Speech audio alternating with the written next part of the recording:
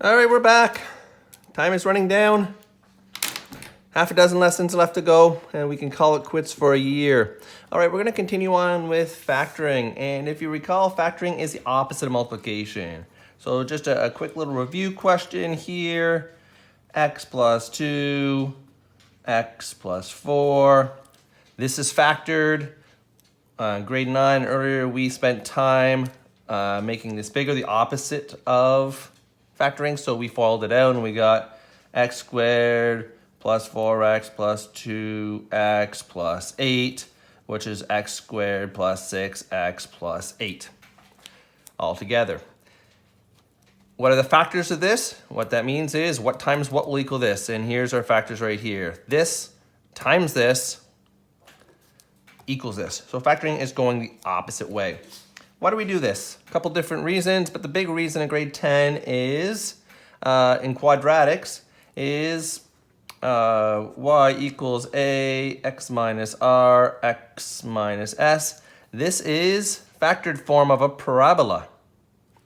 So we have here factored form, and this was the original one that I showed you, which was standard form. So we could go from factored form to standard form, or from standard form to factored form. So I'm going to show you another way of doing that today. Now, standard form here.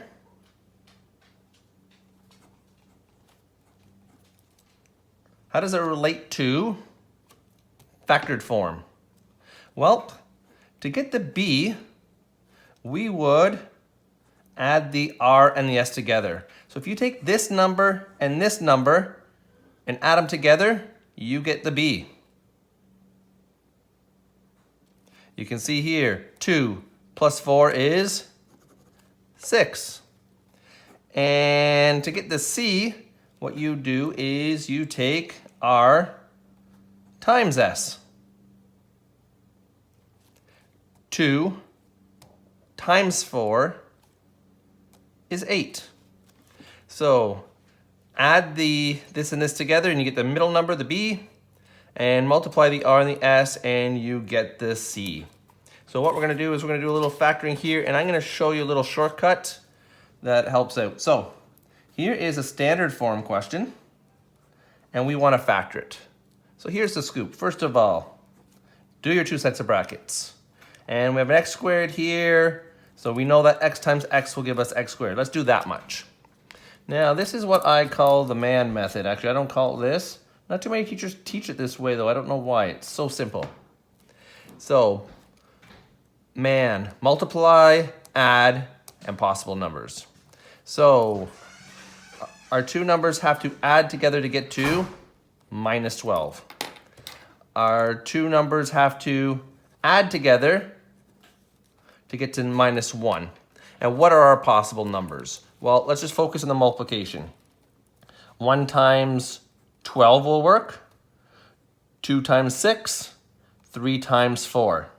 Now I ask myself, which of these three possibilities, because these are the possibilities that when multiplied together will give us this, which ones of these can I manipulate to get minus 1? And I can see here my answer is 3 and 4. That there's a 1 difference between those two. So I know those are going to be my 2 for this.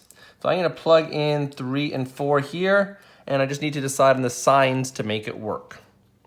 So if I want a minus 1. So if I do a plus 3 minus 4, when I add those together, plus 3 minus 4 is negative 1. And when I multiply them, 3 times negative 4, negative 12. That seems confusing. Trust me, after we do a few of these, it becomes really, really easy. Now, I actually want to back up here and show you this. This is a factoring sheet. I will send this to you. When we factor, this is sort of it looks complicated, but it's not. The first thing we do is common factoring. Always do common factoring first. If that doesn't work, then we move on to count the number of terms. If it's a binomial, 2 terms, we have our difference of squares. And we talked about that earlier, and we'll spend a little bit more time with that. If it's 3 terms, a trinomial, we have our perfect square trinomials, which we discussed, and we'll look at those a little bit more. Or we're doing what we're doing today. Today we're right down this box here. If A is equal to 1. And you can see here that our A is equal to 1. Not this A, but in our standard form. So that's a 1x. Because remember, this is ax squared plus bx plus c. If that a is 1, meaning x is on its own there, then it is an a is equal to 1. Likewise here, how many x squares do we have? 1. So we are down in here right now. So let's keep that in mind. Can I greatest common factor this? The answer is no. There's nothing in common between these three terms. We have, so can't greatest common factor. How many terms do we have? 1, 2, 3. So it's a trinomial. Is it a perfect square situation? No, it is not. Is a equal to 1 or greater than 1? And we know a is equal to 1 because it's a 1x. That seems like a lot. It's going to come second nature to you. All right, so let's use our man method. X and X and man. Our two numbers have to multiply to get minus 10. They have to add to get minus 3. What are the factors of 10? 1 and 10, 2 and 5. Which of these pairs can I manipulate to get to 3? Well, the difference between 2 and 5 is 3, so it's going to be 2 and 5. How can I use 2 and 5 to get to minus 3? Well, plus 2 minus 5 gives me minus 3, and 2 times negative 5 is negative 10. There you go, factored.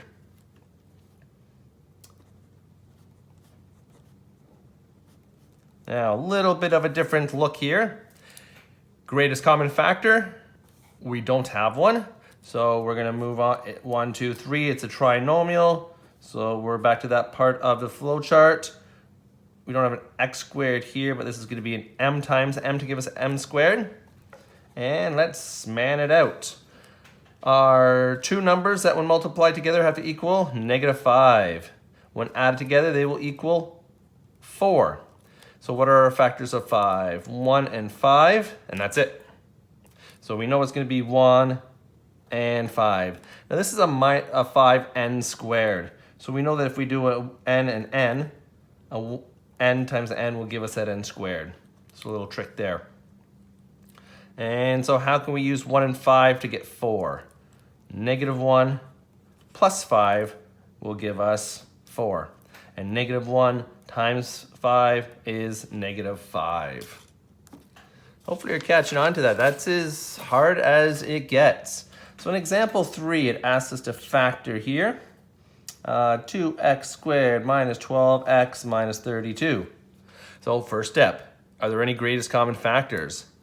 Absolutely. I can see here that my greatest common factor is 2. Because all these are divisible by 2. X is only in the first two terms, so it's just 2. So if I divide each of these terms up by 2, so my greatest common factors out front, we have 2. 2x squared divided by 2 is x squared. Negative 12x divided by 2 is negative 6x. Negative 32 divided by 2, negative 16. Boom. Can I factor this anymore? Well, there's no greatest common factors there, but we can use our man method and factor it out even more. So, and this 2 up front just comes down. So within the brackets, my x and my x.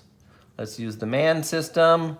Our two numbers have to multiply to equal negative 16. They have to add up to minus 6. Factors of 16 are 1 and 16, 2 and 8, and 4 and 4. Which can I use to get to 6? Well, the difference between 2 and 8 is 6, so that's going to be my pair there, 2 and 8. And how do I make 2 and 8 into a negative 6? That's going to be plus 2 minus 8. And so minus 2 plus 8 is negative 6. 2 times negative 8 is negative 16. And you'll notice this is a factored form now with an a out front. So if this is our y equals 2, x plus 2, x minus 8, we know that is a parabola. Crosses the x-axis at 8, crosses the x-axis at -2. And it's a +2, which means it's opening upwards. And we know it's a 2, so it's been stretched by 2. So this factoring is giving us the factored form. All right, let's do another one here. 3a cubed minus 15a squared plus 12a. Do we have a greatest common factor? Yes. All these are divisible by 3. All have at least one a in them. So my greatest common factor is 3a. And if we divide these up by 3a cubed divided by 3a is a squared. Negative 15 divided by, so 3 divided by 3 is 1. A3 divided by a1. Keep the base, subtract the exponents. Negative 15 divided by 3 is -5. A squared divided by a1. Keep the base, subtract the exponent. And 12 divided by 3 is 4. A divided by a, she's gone. All right, and we can factor this. So we'll keep the 3a up front here. And we're not dealing with x's, we're dealing with a's. So we will, a times a is a squared. Man. I don't know why other teachers don't use this man. They teach a big convoluted method of all these different letters. It just gets so confusing. This is so easy. So they have to multiply to get 4, add together to get -5. Our factors of 4 are 1 and 4, 2 and 2. 1 and 4, I know I can get to 5. So let's use 1 and 4. It's a -5, so it'll be -1 minus 4 gives me -5. And of course, -1 times -4 gives me +4. There we go, ladies and gentlemen, factored out. All right, example number 4. Oops. X squared minus 3x minus d. This is just a understanding type of question. And it says, what's a possible value for d? Well, if we think of man, we need two numbers need to get to that, a negative something, and they have to add together to get -3. So what are those possible numbers? Well, what are some possible numbers that when you add together will give you -3? Well, we have -1 plus 4 will give, sorry, 1, -1 plus 1 minus 4, 2 minus 5, 3 minus 6, 4 minus 7, 5 minus 8. All these numbers, when added together, will give you this. And if we multiply them together, we get -4, -10, -18, -28, and -30. 5 times 8 is 35. 5 times 8 is 40. Oh my goodness. All right, so here's some possible values for D based on this. If you followed that, awesome. If not, it's not a huge concept. I think we just have one more question left here. And it basically says a parabola has this formula in standard form. Why do we factor? Can you put this into parabola? Can you draw this parabola for me? If it was in vertex form, no problem. If it was in factored form, no problem. You can't graph this right away. The only way you can graph this is to do this. Come up with some values, plug them into this, and get the corresponding y values. Too much work. We don't want to do that. So what we're going to do is we're going to switch into factored form and graph it much faster. So first things first, is there a greatest common factor there? The answer is no. So let's man it up. And of course, it's a trinomial on our spreadsheet, or on our flowchart, sorry. And a here is equal to 1. So x and x, I guess we can keep the y out front. And let's man it. Our two numbers have to multiply together to get 8. They have to add together to get 2. Factors of 8, 1, 8, and 2 and 4. And I can see that there's a difference of 2. There's a difference of 7 here, so that's not going to work for this one. Difference of 2 here, so it'll work for that. So I'm going to put in my numbers of 2 and 4. And if I do plus 2 minus 4, that'll give me a plus 2. And 2 times negative 4 here is, that's not going to work. What's going on?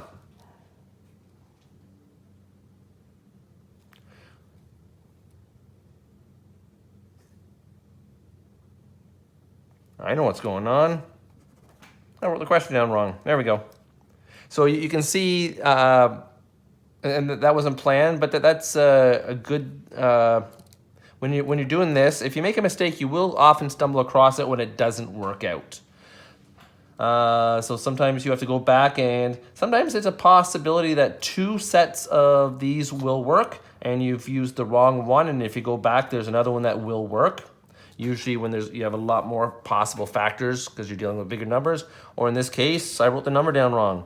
So that tells me that it's a, so that's a negative 8. So yeah, that works now. So 2 times negative 4 is negative 8. 2 minus 4.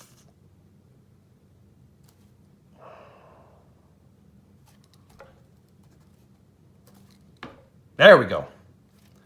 Negative 2 plus 4 is positive 2.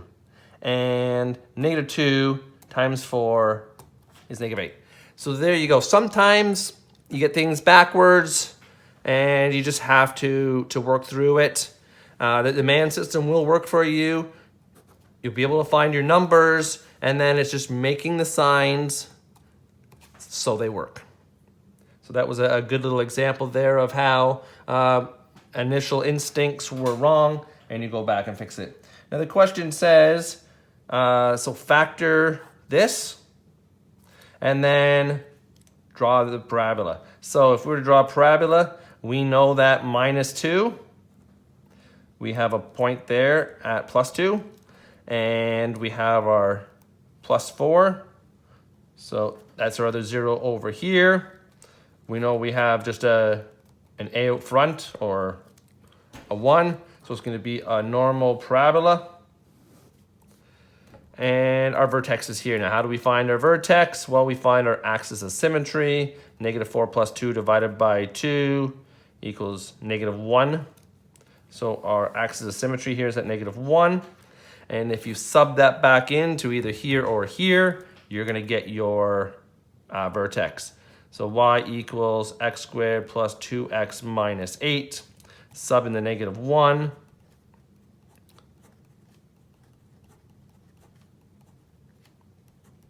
Negative 1 times negative 1 is 1. 2 times negative 1 is negative 2. Minus 8. 1 minus 2 is negative 1. Minus 8 more is negative 9. So our vertex is at negative 1, negative 9. That's it, ladies and gentlemen. It's fairly simple. Use the man method. It makes life so much easier. It organizes your work for you. And if you encounter trouble like I did there, which wasn't really trouble, it's just a hiccup. I realized the numbers didn't work, so we have to go back and make sure that we have the correct signs to make it work. You should have a lot of success. If you don't, send me off on a particular question, send me off a request, and I will write you up a solution, send it back. All right, have a great day, everyone.